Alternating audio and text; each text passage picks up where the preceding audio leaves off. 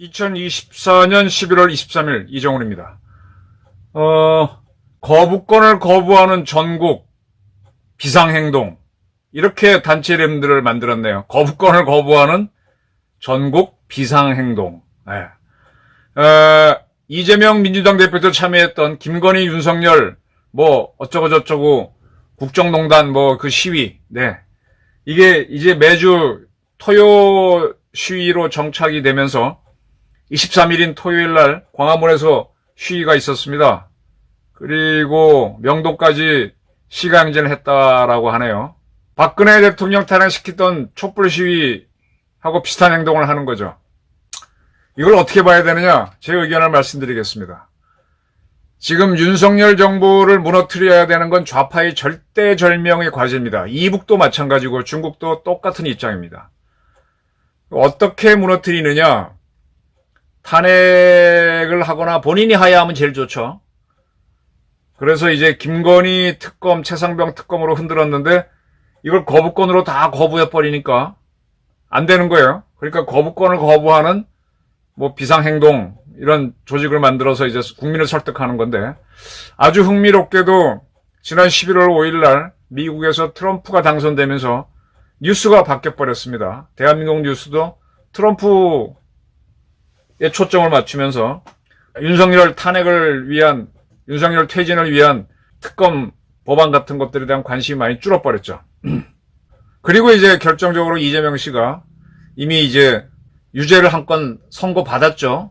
또 이 방송이 나가는 24일 다음 날인 25일에는 두 번째로 유죄가 날 가능성이 큽니다. 이재명이 유죄가 나오면 이재명 중심으로 뭉쳐가지고 특검법을 밀어붙이려 했던 것이 탄력을 잃죠. 이런 것들이 겹쳐졌습니다. 그런데다가 지금 우크라이나로 북한이 파병을 하고 푸틴은 IRBM 핵탄두가 없는 재래식탄두를 붙인 IRBM을 쏘면서 비난을 많이 받고 있습니다. 이런 것들이 좌파를 마음대로 날뛰지 못하게 하는, 다시 말하면 박근혜 대통령을 탄핵시킬 때처럼 전국적으로 촛불 시위를 확산시키지 못하는 요인이 되고 있습니다만, 언제라도 이들은 윤석열을 흔들어서 쫓아내자. 윤석열이 타깃이 아니에요. 윤석열이 나가면 선거를 다시 치르거나 그 한국의 혼란이 필요한 겁니다. 한국이 혼란에 빠지면 동북아의 세 축 중에 한미일 중에 한국이 흔들리면 한미일 공조가 흔들리죠. 그럼 북한이 우크라이나에 파병했는데 좀 여유가 생기죠. 그 사이에 북한은 러시아한테 돈도 빨고 꿀도 빨고 무기도 받고 그러는 겁니다.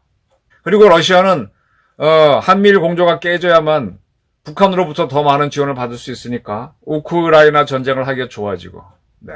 중국도 미국으로부터의 압박이 약해지니까 살 공간이 생기는 거죠. 지금 중국이 얼마나 다급하면 한국에 이어서 일본에 대해서도 일방적으로 무비자를 발표했습니다.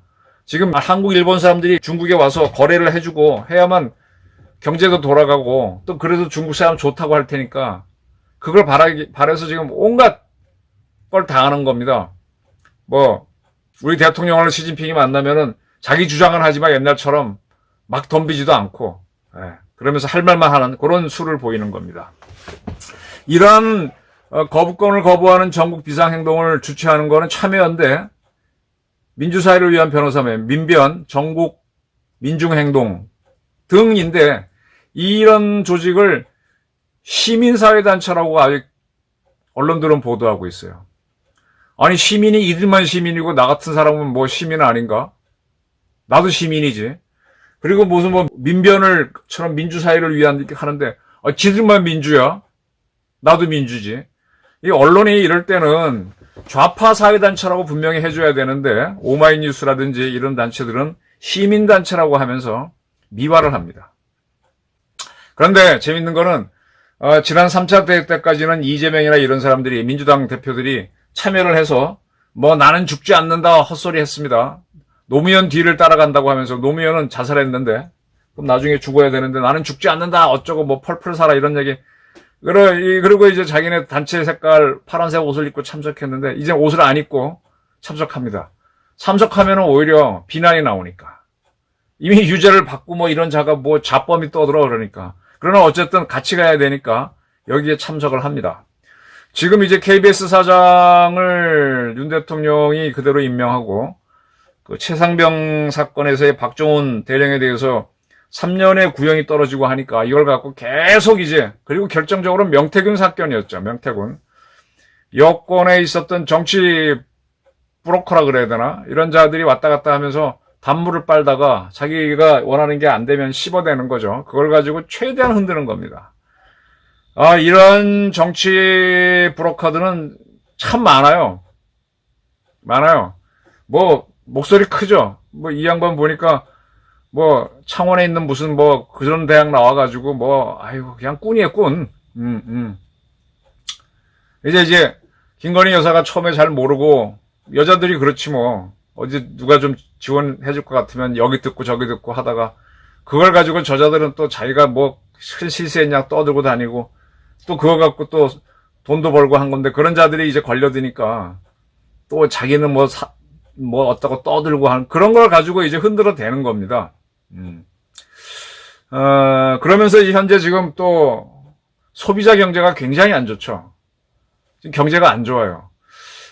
이 소매점들이 안 좋은 이유는 여러 가지가 있습니다. 원체 경기가 안 좋은 게 첫째 이유일 거고, 두 번째로는 지금 소매점을 만들어 운영하면 상당 부분이 이 배달로 다 해결해 버리거든요. 특히 중국제 물품을 직구를 해 버리는데, 아니 가게에 설치해 놓고 파는 것보다 그게 싼데 가게가 되겠습니까? 그래서 소매업이 자꾸 죽는다 그러는데, 이건 구조적으로 경제가 안 좋고 지금 직구가 많아지다 보니까 어려운 구도입니다. 세상이 변해요. 제가 기자가 될 때는 언론사 시험을 언시라 그랬죠. 고시만큼 어렵다 그랬는데 지금은 굉장히 쉽잖아요. 세상이 변합니다. 지금 이제 소매업이 한참 잘 돌아갈 때는 강아지들도 뭐 집에 막 1,000원짜리 물고 다녔다고 할 정도로 흥청망청인데 지금은 썰렁하잖아요. 이 변하는 걸 가지고 실정이다라고 하기에는 좀 그렇죠. 세상이 바뀌는 겁니다. 뭐 직구 쪽으로 이동을 하거나 배달 쪽으로 가야 되는데, 그런 사람들은 그럭저럭 삽니다. 근데 거기서 안 가고 있는 사람들은 불만이다, 경제를 못한다라고 하는데, 그거는 세상 못 따라가는 걸 수도 있죠. 자영업자 폐업 시대. 그럼 본인도 변해야지. 그 다음에 이제 윤석열 정부에서 거부권 행사한 것 중에 하나가 양곡관리법인데, 양곡관리법대로 하게 되면은 이거는 불필요하죠. 그때 양곡관리법 개정안 거부한 거에 대해서는 잘한다는 언론이 많았는데, 지금 와서는 윤 대통령이 많은 특검법을 거부했다고, 그 시작이 이거였다고 시비를 겁니다. 사실 지금 대한민국 농업계는요, 정부로부터 너무 많은 지원을 받고 있죠. 너무 많은 지원을 받고 있죠. 정부 지원금 떨어지면 데모를 할 정도로.